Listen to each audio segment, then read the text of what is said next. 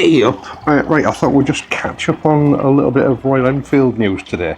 There's been a few press releases come through over the last month, all of which were interesting, but there wasn't really enough in those to justify a full video. So what I've done is I've waited until we've got the latest piece of news, which is, I suppose, probably why most of you are here, that came through this week about the Bullet 650. And I'll incorporate the other bits in later on. So we'll get the Bullet 650 cleared out of the way first, price and availability here in the UK, and then I'll go on to the other bits towards the end. So if you're just here for the Bullet 650 news, you can get that first and then go about your day. Right, the Bullet 650 is going to be available in the UK from this week. I mean, this video will be going up on Friday, so I would imagine it'll be hitting the showroom floors already. You know, they're available to order.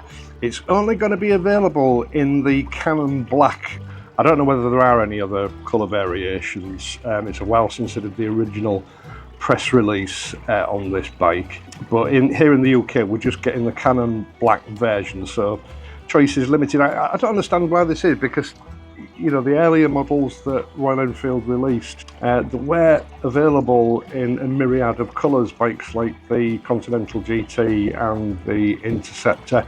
Also initially the Classic 350, you know, there were a lot of colour choices, and they seem to have contracted all the colour choices now, so that you know choice is a lot more limited. But as I say, with the Bullet 650 we're just getting it in the Canon Black. Now the price is going to be £6,749 here in the UK. The Royal Enfield have changed the way it does its press releases now. I used to get them for the whole of Europe, but now they're just UK specific, so I don't know what they're going to be in Europe or in Ireland, but that is the price here in the UK for the Canon Black model, £6,749. And as I say, they should be in the dealerships now, ready for you to order. Now, my personal feeling is that the Bullet is going to be a hit here in the UK and the rest of the world. As you all know, I had my reservations about the Classic 650 last year. Nice bike, well made, certainly an imposing machine to ride. It had some stability issues with the tyres that they've chosen for the bike, the MRFs. Other than that, a really nice bike, but I did an AI search on the channel this morning and just asked it to extrapolate information from all the comments that have been left on the Classic 650 over the last year. And although I think sales have gone reasonably well for the 650, the general consensus is that Royal Enfield missed the mark when it came to the classic designation to that bike. A lot of people said that it was just a super meteor dressed up slightly, and I've got to admit I did see that myself. So that bike's possibly not been as successful as it could have been with the classic designation, but that's the way it goes. I think the Bullet, to be honest, is a much more faithful reimagining of the Bullet platform. It's much more faithful to the original concept. Personally, I think it will do really well. I have considered whether it may be worth taking one on as a future project bike on this channel. I'm not sure. I mean, Royal Enfield content doesn't get the attention that it used to get. It's way down now. That's partly why I moved over to the Honda and the BSA. It's a lot of money to lay out on a model that is probably going to, I mean, I'll get decent views, but whether it's going to pay back what it costs to actually produce the videos, I don't know. So I'm not going to say no, I'm not going to do that. A few people have asked me, but I'm not really sure it's worth the risk at the moment. Now, moving on, Royal Enfield 2 weeks ago started up a 0% finance deal on Royal Enfield models, again here across the UK. I think, like everybody else, they're feeling the pinch with the cost of living crisis. Other motorcycle manufacturers and car manufacturers, for that matter, are doing the same. They're offering very attractive deals on the models just to get people through the door, to put the money down on them.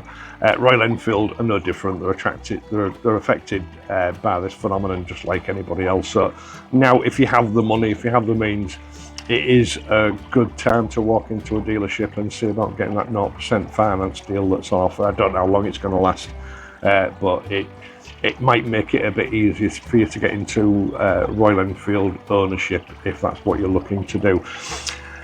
Now, the final thing that I want to mention, I'm going to try and keep this video short today, is Royal Enfield's launched its first Authorised Service Centre to enhance UK rider support. I mean, right from the start, Royal Enfield dealerships here in the UK have been few and far between. I've just had a press bike delivered for next week. Now, I've completely lost the plot now, I've forgotten where I was. So, yeah, we've covered the availability and price of the Bullet. We've covered the 0% finance deals that Royal Enfield are offering at the moment. Now, I had started talking about this service centre thing with Royal Enfield. I was about 10 minutes into it when this bike arrived, and I've forgotten where I was, so I'll start again on that. Royal Enfield dealerships in the UK, I think there are 40 altogether. I mean, I did have a look on the map. I'm not sure the map is completely up to date, because in 2024 and last year we did have a few closed down. In fact, we've got fewer Royal Enfield dealerships in the UK now than we had 4 years ago. So there are some large territorial gaps when it comes to people getting the bike serviced or getting warranty claims serviced. I mean, that's certainly something that turned me away a little bit from Royal Enfield with the Classic 350. If you remember, when I first got it, and about an hour after it had been delivered, I realised there were some defects in the paint. Royal Enfield wouldn't accept photographs. They wanted me to take it in, and it was a 4-hour round trip to the dealership they specified I had to take it to, just to have the bike looked at. And if the warranty claim was successful, it would have been another 4-hour round trip to get the tank swapped. So I actually abandoned it because it just wasn't worth the hassle to me. And then a year later, my speedo failed on the bike, and we encountered the same sort of problems. Under the construction and use regulations, it's illegal to ride any motor vehicle with a defective speedometer. They were very reluctant to pick the bike up and do anything with it. I tried to get them to just deliver the replacement speedo to me. They refused to do that. I had to go into a dealership. So it was a 3-month ordeal, really, from start to finish, getting the part, getting the bike to the dealership, and getting the bike back, because even when the work had been done, there was a 2-week delay in me getting the bike back, because the dealership was arguing with Royal Enfield as to who was going to pay for it. So that's what moved me over to bikes like the Honda, because reliability of service is just so much better, especially when it comes to warranty claims. Like in most cities, my nearest Honda dealership is 15 minutes from me, so I don't expect any of that hassle in the future. Now, what Royal Enfield have done to try and make up these shortfalls, territorial shortfalls, with dealership coverage, is they're opening a series of service centres to allow customers to get the bike serviced without having to travel too far, and to allow the customers to get warranty claims seen to without having to travel large distances. The problem is, now if you look at the map, most of the dealerships for Royal Enfield are centred around the south of England and the Midlands. The further up north you go, the fewer there are. I think Scotland have 2 dealerships. I don't think Wales has any. Northern Ireland only has 1. And as you move further down south, you start to get a bigger sort of collection of dealerships within reasonable distance of each other. Now, I would have thought if this is for customer convenience, they would have started up north, where the distances are largest, but they've actually put the first service centre in Chichester, which, when you look at the map, that area is really well serviced with Royal Enfield dealerships. So I'm not really sure why they've gone down that route. They do seem to favour the south of England, as you know. I mean, I've had a few comments from other channels who, like me, back in the early days, sort of going back 6 years ago, we were buying Royal Enfield bikes and raising Royal Enfield's profile because it wasn't taken very seriously back in those days. And as we helped build the profile of the brand up, Royal Enfield contacted us all individually and started offering us press bikes. In fact, at one point, they were throwing press bikes at us. And then the room temperature with Royal Enfield changed about 2 years ago. And we found that it was more difficult to get press bikes, in some cases impossible. And I was actually told by a representative from Royal Enfield that because of my geographical location, it's not worth them spending the money having bikes transported up to me.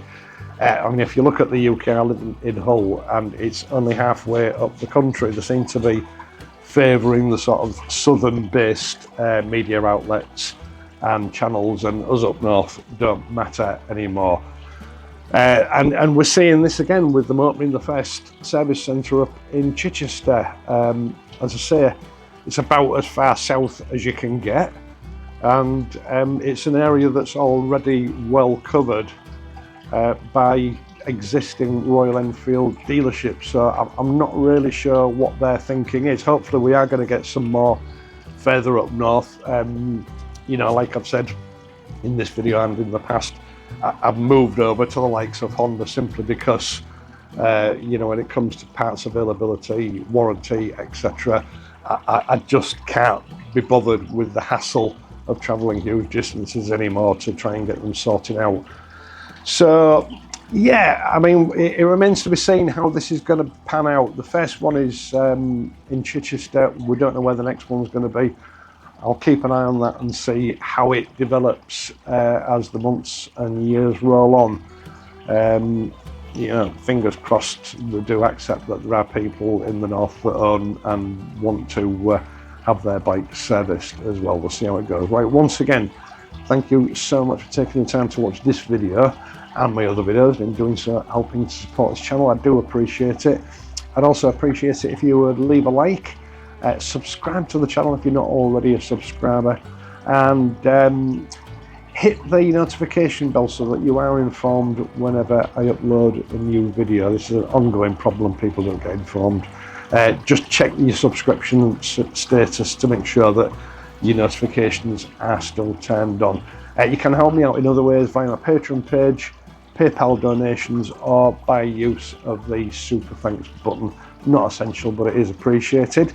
I'm going to go and have a look at this new press bike now and have a play with it, and I'll show you that bike next week. It's a genuine modern classic that was introduced back in 1969, I think it was, so it's been around for a long time.